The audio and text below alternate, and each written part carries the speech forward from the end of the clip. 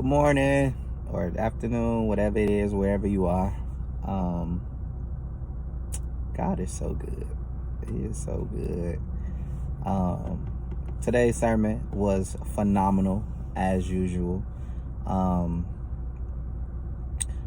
it touched on so many components, and I'm the type, I like to listen to a word before I go to church. Not always necessarily from my pastor, but just something to get me in the right headspace, because I, like so many people, have a million things going on in my head and in my life at one time, and so it just allows me to focus and center myself before getting into God's house and ushering in, just moving closer into God's presence.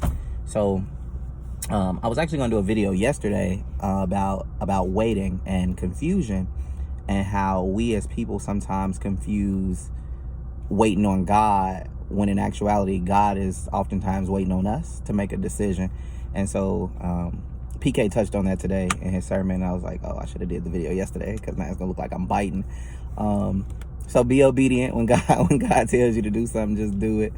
But it was confirmation that that my head is that I hear from God, because sometimes we can confuse messages, the worldly messages, and God's voice. But it just today gave me confirmation that I actually do hear from God, and that he hasn't led me wrong yet. So I'm gonna keep trusting him. But the message that I listened to on the way to church was confirmation for something that I had done years ago and started trying to live my life by. So I've always known that God has not given us a spirit of fear. And so the word that I was listening to earlier was speaking on how, and I'm gonna paraphrase, fear is the confirmation that you are on the right track. And whenever fear presents itself, you should lean into whatever it is you are afraid of doing, whether that's stepping into a new relationship, whether that's letting go of a relationship, whether that is starting a new business, leaving a job, becoming a new parent, whatever it is that you are afraid of, step into that, because God has not given you the spirit of fear. So that fear is obviously a tool of the enemy to keep you from moving in the direction that God wants you to move in. And you want to lean into it, whatever it is, because it's going to require you to activate your faith. If you're afraid to do something, then you have to step your faith up. My personal story, I'm afraid to do a lot of stuff, but as I grow in my walk, I'm learning that if I'm just obedient, if I just do what it is that God, like, I'm afraid to do these videos because what if I look stupid? What if I sound stupid? What if my eyebrow ain't the right way, a piece of hair is sticking out?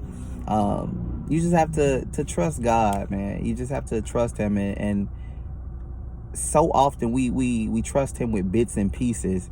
But when you truly surrender, you truly submit, like, everything it is you think you trying to figure out, everything that it is you think you need to know, or that you want to know, or that you're struggling with, the answers really are in God and in your submission and just giving everything over to him.